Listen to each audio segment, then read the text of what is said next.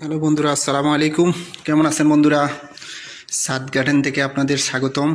এই দেখুন বন্ধুরা, আজকে আমি কিছু বেগুন পাড়তেছি আমার বেগুন গাছ থেকে। এই দেখুন বেগুনগুলো অনেক বড় বড় হয়ে গেছে, এগুলো এর জন্য পেরে ফেলতেছি। আপনারাও যদি চান আমার মতো এভাবে ছাদে বেলকনিতে লাগাইতে পারবেন।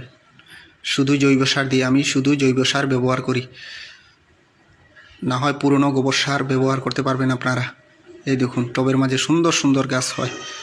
আমি এখানে লাগাইছি বেগুন, টমেটো, নাগামরিচ, কাঁচামরিচ এখানে লাগাইছি, আর অন্যদিকে লাগাইছি মিষ্টি কুমড়ো আর করলা। এই দেখুন আমার বাগানটা দেখুন কত সুন্দর, কত তরতাজা দেখছেন। আপনারাও আমার মতো এইভাবে লাগাবেন। দেখুন বেগুনগুলা কত বড় বড় হয়েছে।